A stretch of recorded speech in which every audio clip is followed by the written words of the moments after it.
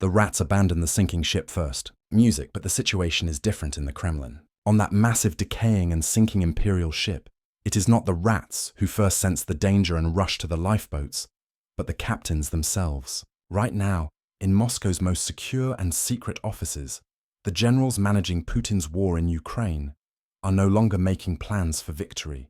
On their desks are not winter offensive plans, but personal escape plans prepared for D-Day. This is not an allegation, but a concrete reality confirmed by intelligence reports and leaked analyses. This time, those trying to escape are not just ordinary oligarchs chasing their fortunes. The real danger and the real sign of collapse is coming from the core of the system. We are talking about military intelligence and foreign intelligence generals who know the bitter reality on the front lines unfiltered. The upper echelons of the Federal Security Service, which is supposed to control the home front, and even the Kremlin's most loyal ideologues. These men know firsthand how Ukraine's technological asymmetry has turned systems like the S-400 into a source of shame. They see how the logistical lines are being choked off and how the army is rotting from within. They have realized that victory is impossible, and now they have only one goal: not to be buried under the rubble. So where are these new elite refugees going? The doors to their old, comfortable harbours are now closed forever. The West's blanket sanctions shield has turned the London grad myth, the penthouse apartments in New York, and the secret Swiss bank accounts into ghosts. This has forced those at the top of the regime to use the world's darkest, most complex, and most dangerous financial and geographical routes to protect their wealth and families. The undisputed capital of these new escape routes is Dubai, the glittering metropolis of the United Arab Emirates. What makes Dubai a perfect refuge for the Russian elite is not just the luxurious lifestyle and sunshine. It is much more concrete, legal, and financial reasons. The UAE refused to join the West's sanctions regime in the Ukraine war. This left Moscow with a critical window to the world by preserving its economic and diplomatic ties with Russia. Dubai's financial system is built on a culture of accepting money rather than asking questions. The UAE's extradition agreements with Western countries and even Russia itself are extremely complex, slow, and ambiguous when it comes to political crimes. This provides a vital legal shield for a general or oligarch who might be accused of corruption by a new regime. The second route points to a much more radical and permanent escape plan. Countries such as Argentina and Paraguay in particular offer Russian elites not only a financial haven, but also the promise of a new life and a new identity. The reasons for choosing these countries are also highly pragmatic. Latin America is physically thousands of kilometers away from both Russia and NATO's sphere of influence.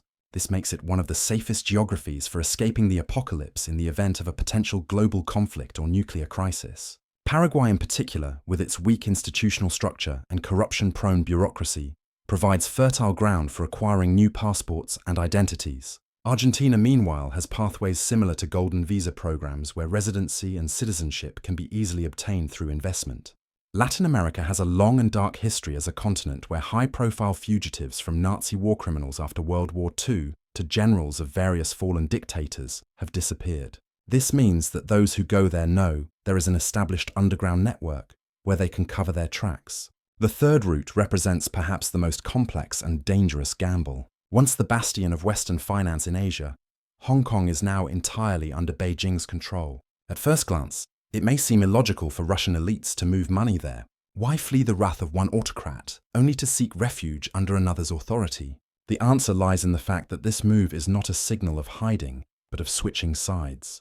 The oligarchs or generals moving capital to Hong Kong are actually pledging allegiance not to the West, but to China, which they see as the new superpower of the future.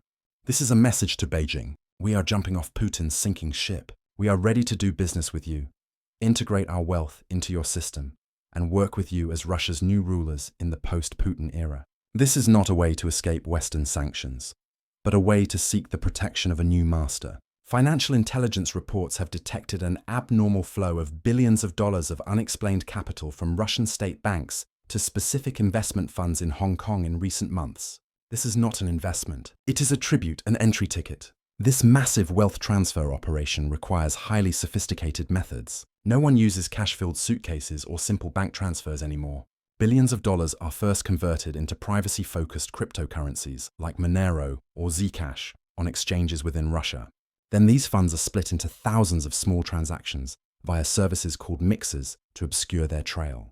Finally, they are converted back into dollars or local currencies on exchanges in Dubai or Hong Kong that do not question the source. At the same time, the families of these elites or their most trusted lawyers set up layer upon layer of shell companies in tax havens, like the Seychelles, the British Virgin Islands, or Panama. The stolen money is transferred dozens of times between these companies, making it impossible to identify the original owner. Not all wealth is digital. Leaked reports claim that tons of gold and diamonds from the Russian central bank's reserves, or private vaults, are physically transported to countries like the UAE in diplomatic courier bags or private jets. This is a massive evacuation operation, seemingly uncoordinated, but serving the same purpose to extract personal wealth from the regime's ruins. To understand this landscape, one must look at Russia's political DNA. In Russia, power is never transferred peacefully or constitutionally. Power is seized, plundered, and this process is often bloody and chaotic. What is happening is a cruel repetition of history. We saw this most clearly in 1945 in the final days of Nazi Germany. Adolf Hitler, in his Berlin bunker, imagined he was winning the war by issuing orders to non-existent armies while his most loyal men, Heinrich Himmler and Hermann Goering, were secretly negotiating peace with the Allies behind his back, trying to save their own lives and fortunes. History repeats itself. Generals choose survival over loyalty. We saw the same movie in 1991 during the collapse of the Soviet Union. High-ranking KGB officials and Communist Party elites foresaw the empire's collapse weeks in advance. And what did they do? Did they fight to save the country? Number. They quickly transferred the state treasury, party gold, and billions of dollars in assets to secret Swiss bank accounts in the West. And overnight, they transformed from communist bureaucrats into ruthless capitalist oligarchs. This is in the DNA of the Russian elite, to steal a lifeboat as the ship sinks. And we saw the freshest, most recent example of this tradition of betrayal in June 2023 in Yevgeny Prigozhin's rebellion. As Prigozhin's tanks advanced toward Moscow, the private jets of the regime's top figures took off in panic from Vukovo airport heading for St. Petersburg, Dubai, and even Turkey. What happened that day was a crack showing how fragile the system is and how superficial the loyalty of the elite is. That day was a rehearsal. Now the real operation has begun. The ripple effect triggered by this mass exodus preparation is creating a devastating domino effect, not only in political corridors, but directly on the front lines. A general negotiating for a beach villa in Dubai or a farm in Paraguay no longer fights to win the war. He simply tries to buy time for his own personal exit strategy. This general uses his soldiers on the front line, not for victory, but as a shield to be able to lie to Moscow. This creates a fatal weakness on the front lines that could be called strategic paralysis. This general takes no risks. He refuses to use strategic initiative. He would never approve a costly offensive deep into Ukraine. Why? Because the failure of that offensive could lead to his own removal before the day of the fall. Its success, however, is nothing more than a meaningless service to a collapsing regime. Either scenario jeopardizes his escape plan. Therefore, the safest move is to do nothing, i.e. to freeze the front. He sends false victory reports to Moscow. The center he knows is collapsing, claiming the front is a success story, while actually hoarding all resources, ammunition, and fuel as bargaining chips for his own personal evacuation. This is the internal betrayal that turns the Russian army's tactical defeat into a strategic collapse. This panic of escape is not confined to the minds of the generals. It spreads like a virus throughout the entire chain of command. The colonels and majors at the front see that the generals above them no longer believe in the war, that they are only concerned with saving their own skins.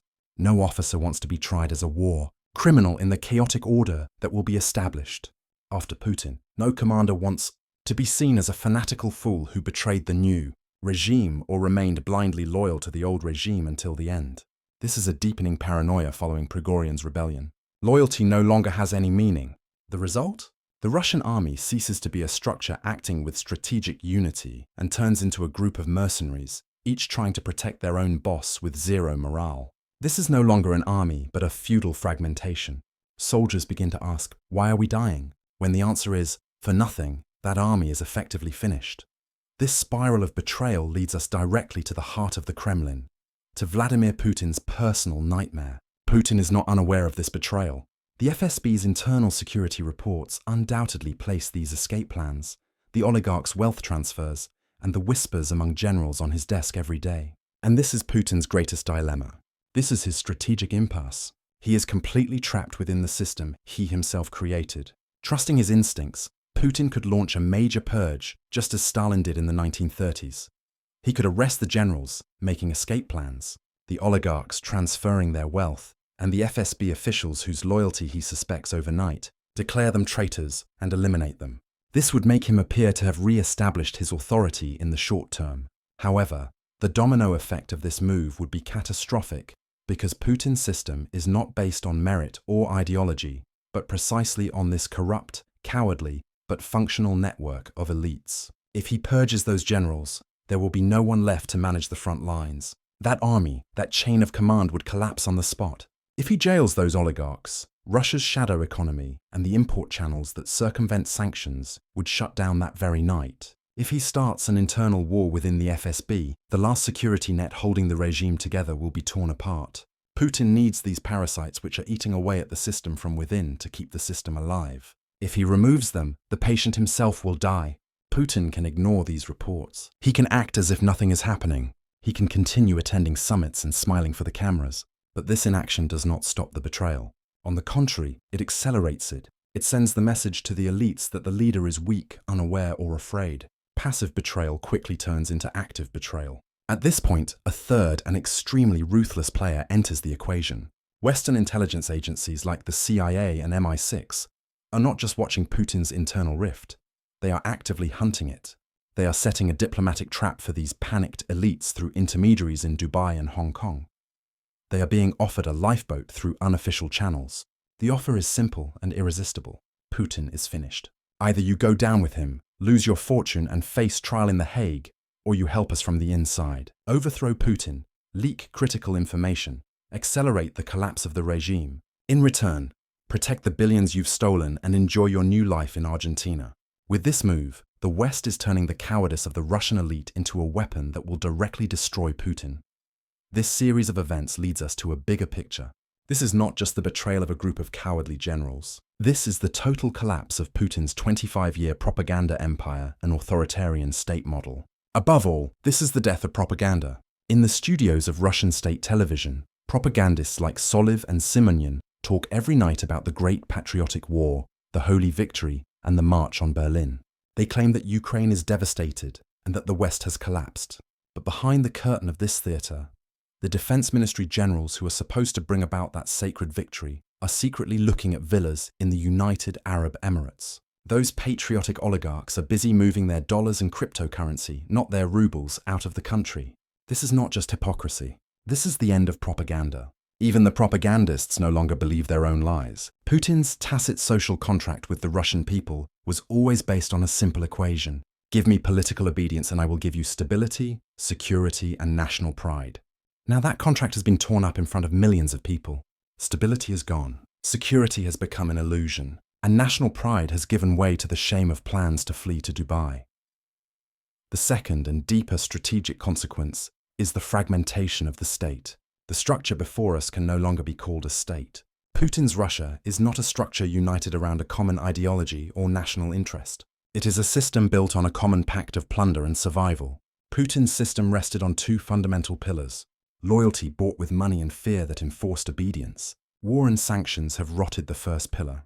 The flow of money has been cut off. Assets have been seized, and the economic foundation of the system has collapsed. Now the growing certainty that the war will be lost is destroying the second pillar. The fear the elite feel towards Putin is now less than the fear of being tried in an international court or purged by the new regime after losing the war. When this pact breaks down, and everyone is concerned only with their own survival, the system will fall apart. The state will turn into a feudal battlefield. Each general will see his own unit as his personal army. Each oligarch will withdraw his remaining assets to his own castle. This is the corruption of doctrine in Russia. It has become clear how hollow the vertical of power Putin built actually is. Power no longer flows down from Moscow. Power is scattered in the hands of panicked individuals. The end result is Putin's complete isolation. He is no longer a leader or a modern czar. He is a dictator trapped in his palace surrounded by wolves, lying in wait ready to sell him out at the first opportunity. Every man smiling at him, swearing allegiance, has a passport of a foreign country and a secret bank account number in his pocket. This is Putin's greatest dilemma. In the system he has created, there is not a single person he can replace himself with or trust. Because in his own system of ruthlessness and corruption, he has rewarded opportunism, not loyalty. Now those opportunists are waiting for the biggest opportunity, his downfall. This is not the beginning of the end of the regime, but the end itself. If you found the analysis in this video valuable, please like it and subscribe to our channel. Your support is crucial for us to continue producing this kind of content. Share your thoughts with us in the comments. Every piece of feedback is very valuable to us. See you in the next videos. Take care.